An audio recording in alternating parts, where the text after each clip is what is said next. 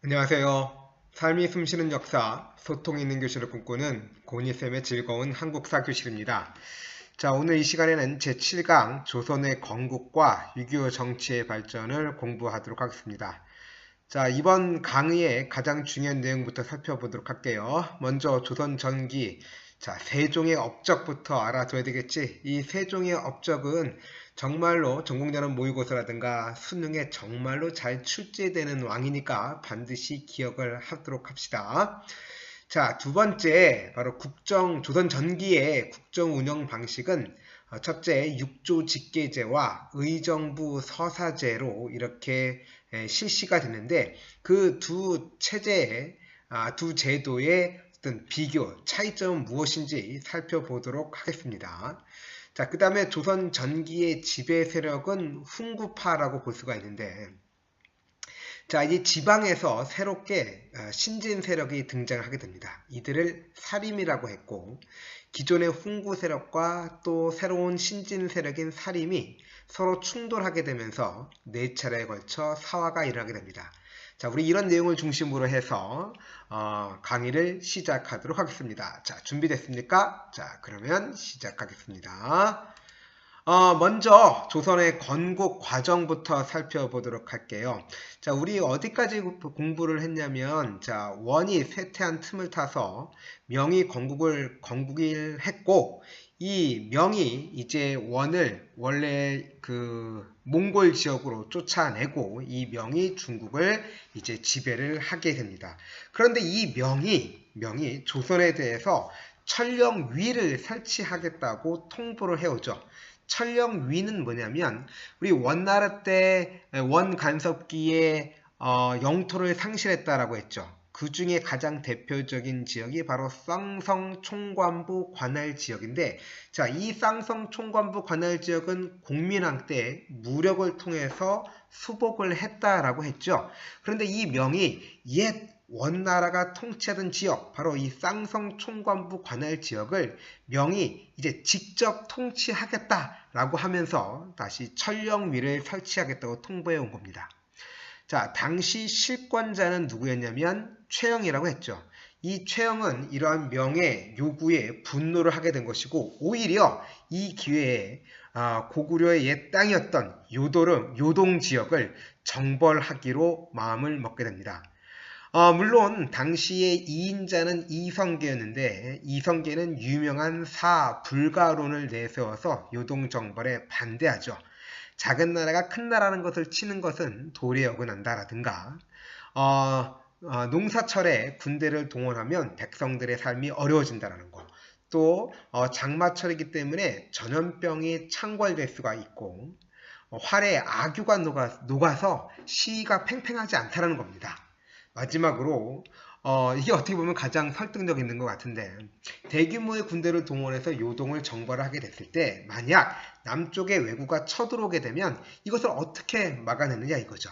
자, 이러한 유명한 사불가론을 내세워서 반대를 했지만 최영의 강력한 의지로 요동 정벌군은 떠나게 되죠. 결국 팔도 도통사의 최영, 그 다음에 좌군 도통사의 조민수, 우군 도통사의 이성계가 지휘하는 요동 정벌군이 떠나게 됩니다. 그렇지만 이 이성계는 압록강에 있는 위화도라는 곳에서 이제 역사적인 군대를 돌렸다는 얘기입니다. 자, 이 왕의 명령을 거부하는 것이고 최영의 명령을 거부하는 것이기 때문에 어떻게 보면 쿠데타라고 볼 수도 있는 거죠. 자, 이렇게 역사적인 위화도 회군을 단행을 하고 결국 최영을 잡아 죽이고 우왕은 폐위를 시키게 되고, 아울러서 권문세족들을 몰아내고 이성계와 결탁한 신진사대부가 이제 드디어 권력을 장악하게 됩니다. 자, 그리고 이제 우왕을 몰아낸 다음엔 우왕의 아들 7살의 나이 어린 창을 왕으로 앉히게 된 것이죠. 자, 이때부터 이 신진사대부들이 급진파와 옹건파로 나누어지게 돼요. 급진파의 대표적인 인물은 정도전이죠. 자, 그 사람은 새술은 새 부대 당자. 자, 이제 고려는 더 이상 희망이 없으니 고려 왕조를 무너뜨리고 새로운 왕조를 수립한 다음에 제대로 된 계획을 추진하자 이것입니다. 따라서 이제 나라를 무너뜨린다라는 것이니까 그러면 왕의 성이 바뀌겠죠. 그래서 바꿀 역자에 성성자를 써서 바로 역성혁명을 추진한 것이었습니다. 자, 이에 비해서 온건파 사대부는 대표적인 인물은 여러분들 잘 아는 정몽주가 되겠습니다. 이 정몽주를 비롯한 온건파 사대부들은 고려 왕조의 유지를 계속해서 주장을 하죠. 그리고 고려 왕조 내에서의 점진적 개혁을 추진하게 됩니다. 아무튼 위화도 해군 이후에 이렇게 신진사대부들이 나누어져서 서로 대립하고 있는 가운데 주로 급진파 사대부들을 중심으로 해서 과전법이 실시됐죠. 과전법은 토지 제도를 개혁한다는 뜻인데 당시 대다수의 토지는 권문세족들이 가지고 있었죠. 그렇죠. 이 권문세족들이 농장을 소유를 하고 국가의 대부분의 토지를 가지고 있었다는 얘기입니다. 그랬기 때문에 신진사대부들이 과거를 통해서 관직에 오른다 하더라도 이들에게 지급될 토지조차도 없었단 말이에요. 자, 그래서 권력을 장악한 신진사대부들은 과전법을 실시해서 국가의 모든 토지를 완전히 다 몰수를 했어요. 그리고 새롭게 관리가 된 신진사대부들에게 다시 배분을 하게 되었죠. 결국 위화도 회군을 통해서 권문세족들은 정치 권력을 상실을 하게 됐고 이 과전법을 통해서 경제적 기반마저 완전히 상실하게 됩니다. 자, 이후에 여러분들 잘 알다시피 이성계의 다섯째 아들이었던 이방원이 이제 온건파의 거두 정몽주를 제거하게 되면서 마지막 걸림돌을 제거하고 드디어 1392년 조선을 건국하게 됩니다. 자, 그러면 이제 조선 건국 이후에 조선의 통치체제가 정비되는 과정을 살펴보도록 하겠습니다. 자, 태조 때는 나라 이름을 조선으로 했고 수도를 한양으로 했죠. 그래서 한양으로 다시 천도를 하게 됩니다. 자, 그러면 이때 태조 때의 최고 실권자는 누구였느냐? 바로 정도전이죠. 어떻게 보면 정도전은 조선왕조 개창의 1등 공신입니다. 자, 그런데 이 정도전이 추구했던 정치는 어떤 정치였냐면 재상 중심 정치야. 즉 국왕이 왕권을 강화시켜서 국왕 중심의 정치를 펼치는 것이 아니라 영의정, 좌의정, 우의정과 같은 그런 재상들이 실질적으로 나라를 이끌어가는 재상 중심 정치를 추구했다는 것이죠.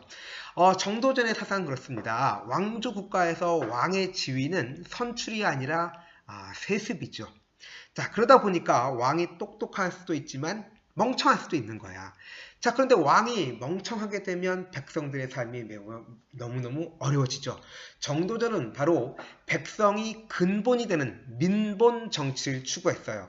자, 우리 민주주의하고는 다르죠? 민주주의는 국민이 나라의 주인이니까 실질적으로 국민이 나라의 정치에 참여한다면 민본주의는 정치에 백성들이 참여하는 것이 아니라 백성들이 근본이니까 백성을 위한 정치를 해야 된다. 이런 주장을 하는 겁니다. 자, 이러한 민본 정치를 추구하기 위해서는 왕이 어리석을 수가 있으니까 당시에 가장 현명하고 학식도 높고 지혜롭고 오랜 정치적 경험을 가진 가장 현명한 재상들이 위로는 왕을 올바른 방향으로 안내하고 인도하고 아래로는 문무백관을 거느려서 나라를 이끌어가는, 그래서 백성을 근본으로 하는 그런 정치를 추구했다. 이렇게 보시면 되겠습니다. 바로 재상중심 정치를 추구했다. 누구라고? 정도전이라고 얘기를 했죠. 자, 그러면 이러한 정도전을 중심으로 한 재상중심 정치는 국왕을 중심으로 하는 정치를 추구했던 예컨대 이성계의 다섯째 아들 이방원과는 충돌할 수밖에 없게 됩니다.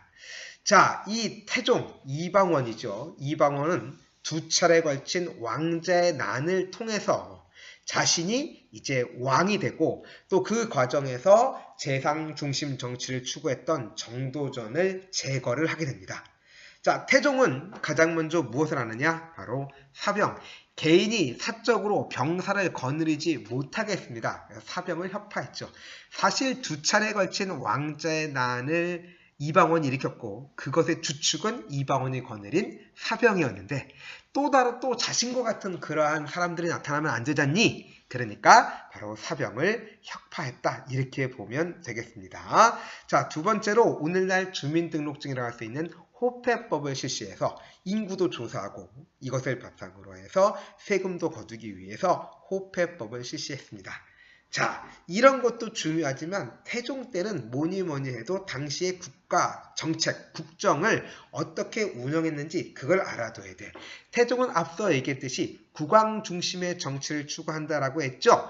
자, 정도전의 재상 중심 정치를 바꾸는 거야. 그래서 어떤 정치, 어떤 방식으로 국정을 운영했느냐? 바로 육조 직계제를 실시를 했습니다. 자, 육조 직계제란 뭐냐? 왕이 있고 그 아래에 의정부가 있고 그 아래에 육조가 있죠.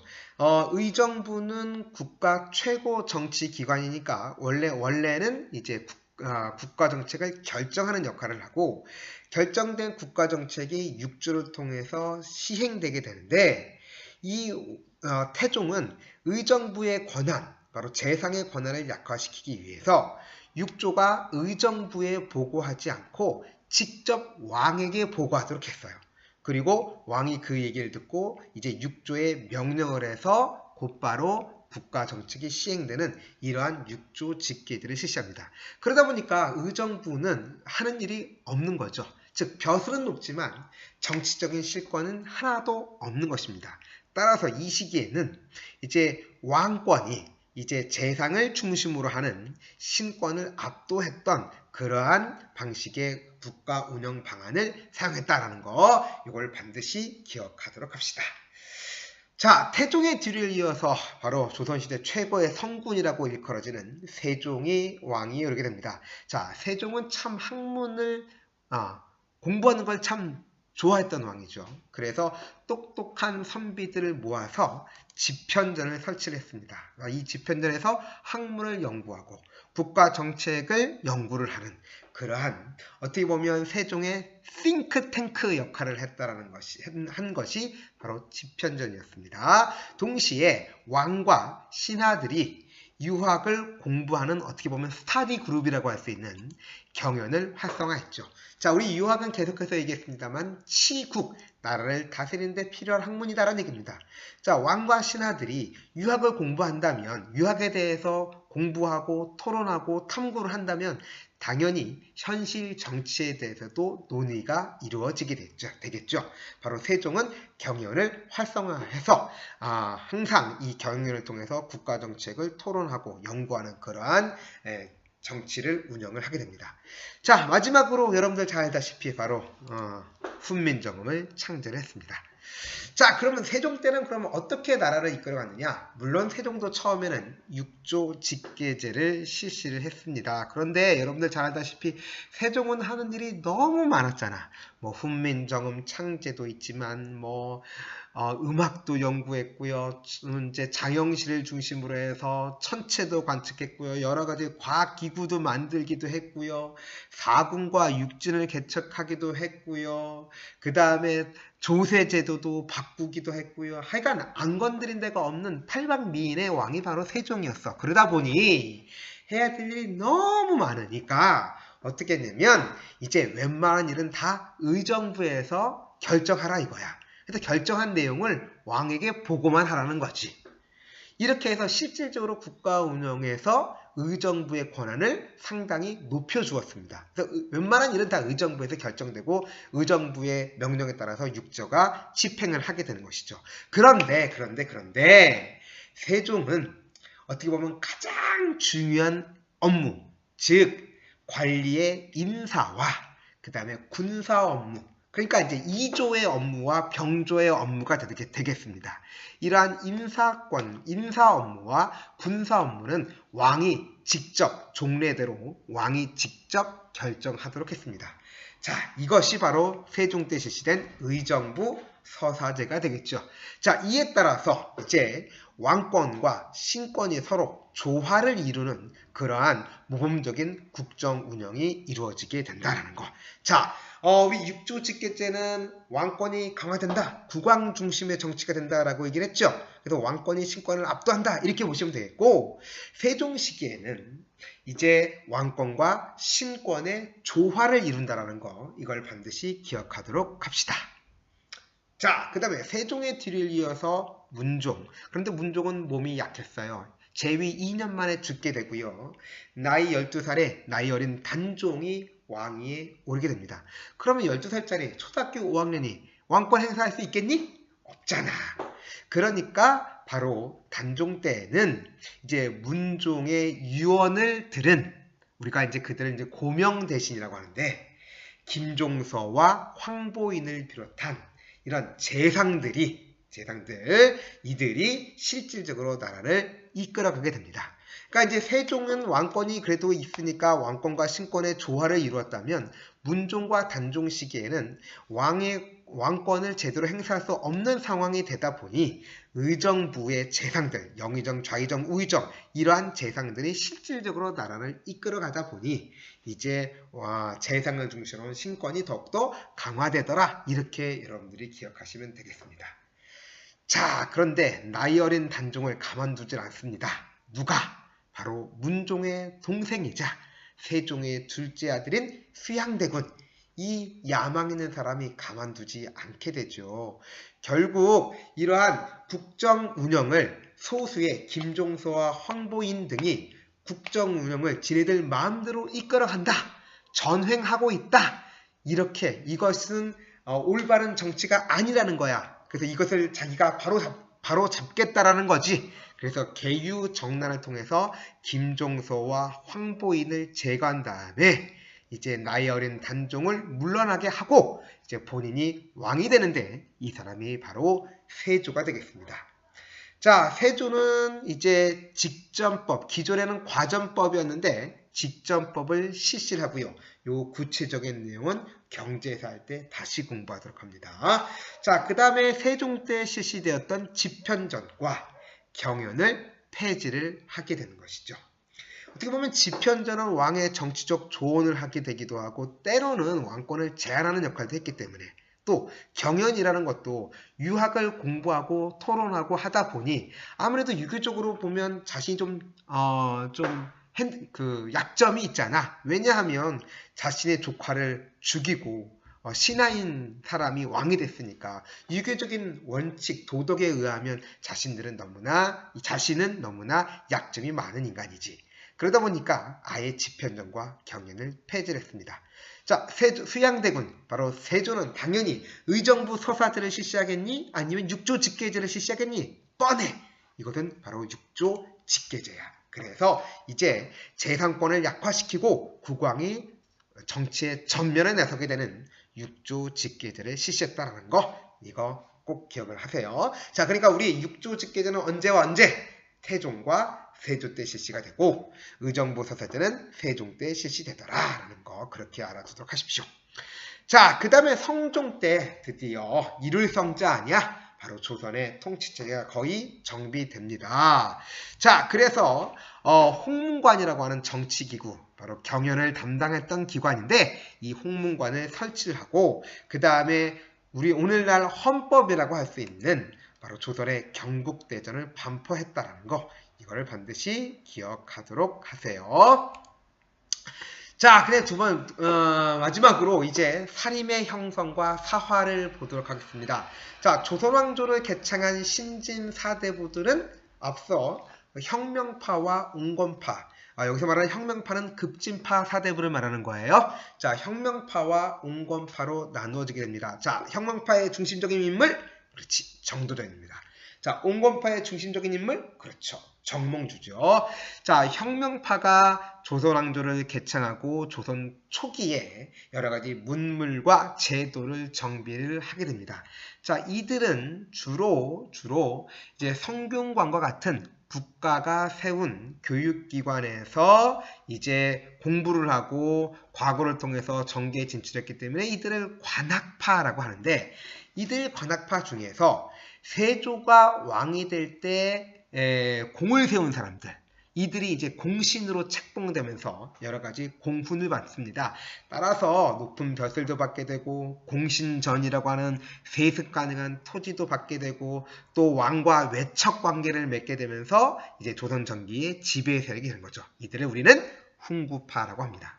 한편 온건파 사대부들은 조선왕조 개창에 협력하지 않고 지방으로 가서 바로 후학을 양성을 하게 됩니다. 자, 이들을 뭐라고 부르냐면 사학파라고 하고 이들은 주로 성리학을 깊이 있게 탐구를 하게 되는 것이죠. 자, 이들이 이제 성종 때부터 주로 과거를 통해서 중앙 정계에 진출하게 되는데 이러한 지방 출신의 신진 세력들을 살인파라고 합니다. 그리고 결국 훈구파와 살인파가 대립을 하더라. 그래서 모두 4차례에 걸친 사화가 벌어지더라는 거, 이거를 기억을 하셔야 돼요. 자, 앞서 성종은 훈구 세력을 견제하기 위해서 살인들을 등용을 하게 됩니다. 자, 가장 대표적인 인물이 누구냐면 김종직이죠. 김종직.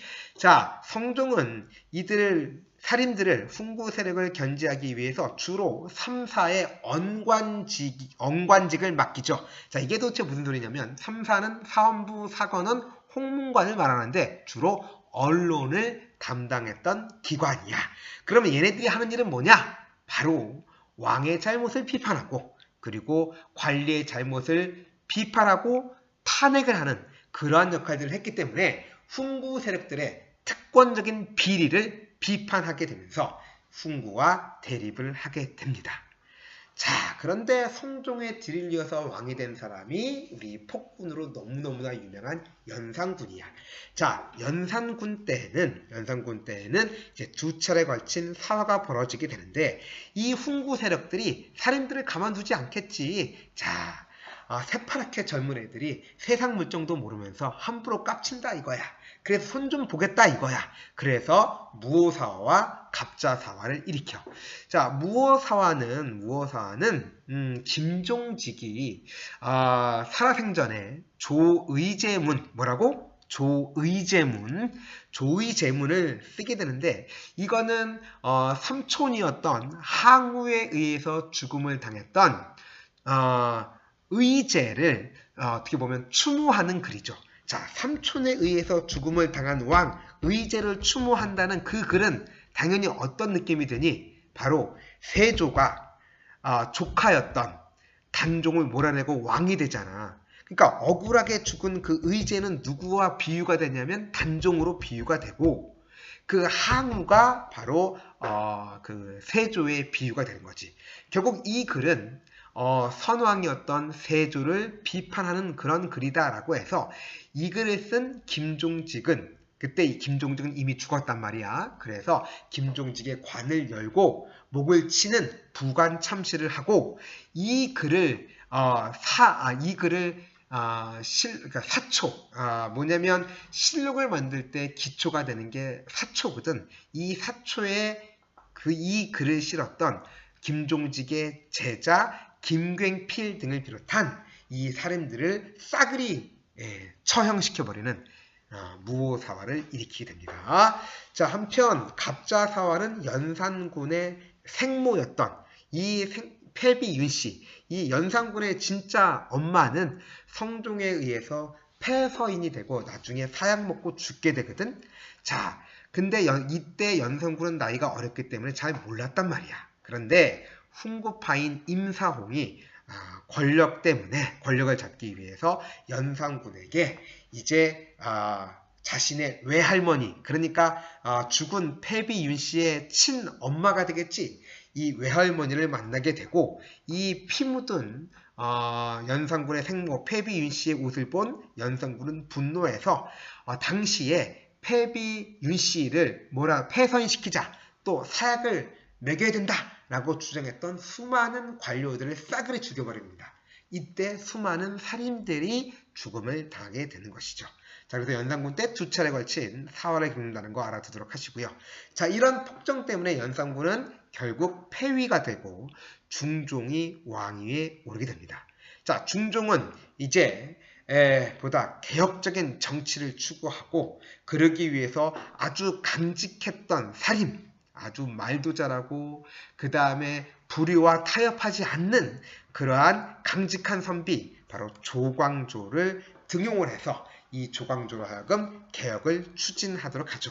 자, 조광조가 개혁을 추진하기 위해서는 훈구 세력을 견제해야 되는 것이고 그러다 보니 조정에 살인들이 많이 있어야 될 거 아니야. 그런데 과거는 3년에 한 번 정기시험이 있었거든. 이 과거 시험을 통해서 이 그 살인들이 정계에 진출하는 건 너무나 시간이 오래 걸리는 거야. 그러다 보니 조광조는 어떻게 했느냐? 바로 현량과를 실시해요. 즉 지방에 있는 어진 선비들을 추천에 의해서 관료로 채용하는 것이죠. 이런 추천제 관리 등용제도를 실시했는데 이게 현량과야. 목적은 뭐겠니? 바로 자신과 같은 살인들을 등용하기 위한 목적이었다라고 보면 되겠고요. 아울러서 연산군을 몰아내고 중종을 왕에 세울 때 이제 한 일이 아무것도 없는데 그냥 공신에다가 이름을 올린 거짓 공문을 받은 훈구파들이 많다라는 거야. 그래서 이러한 거짓 공문을 삭제하자 이것을 추진하게 되는 거죠. 따라서 이것은 훈구파들의 강력한 반발을 가져왔고 자 이들에 의해서 결국 조광조를 비롯한 살인들이 또다시 화를 입게 되는데 이것이 바로 기묘사화입니다. 자, 중종의 뒤를 이어서 인종은 일찍 죽게 되거든요. 그 다음에 명종이 왕이 되는데 이때 명종 때 인종의 외척이었던 이제 유님을 비롯한 대윤과 그 다음에 명종의 외척이었던 윤헌영을 중심으로 하는 소윤 사이에 대립이 벌어지는데 이게 을사사화고요. 자, 이때 또 그 살인들이 또 많이 피해를 보게 됩니다. 그래서 결국 연산군, 중종, 명종 때에 무오사화, 갑자사화, 기묘사화, 을사사화를 겪게 되면서 살인들은 훈구 세력에 의해서 이제 중앙정계에서 쫓겨나게 됩니다. 자, 사화 때문에 살인들은 지방으로 쫓겨나지만 이 살인들은요 지방에서 서원을 세우고 향약을 통해서 지방에서 계속해서 살인 확장시켜 나가고 끊임없이 과거를 통해서 정계에 진출하게 되면서 결국 선조 때에는 이제 살인들이 이제 집권하게 됩니다. 자, 오늘 여기까지 바로 훈구와 살인 또 훈구와 살인의 대립인 사화 그리고 살인이 집권하게 되는 과정까지 공부를 했습니다. 자, 다음 시간에는 바로 조선의 대외관계와 양난의 전개에 대해서 공부하도록 하겠습니다. 오늘도 수고 많으셨고요. 열심히 공부를 해서 중간고사에서 좋은 결과 얻기를 바라겠습니다. 수고 많으셨습니다.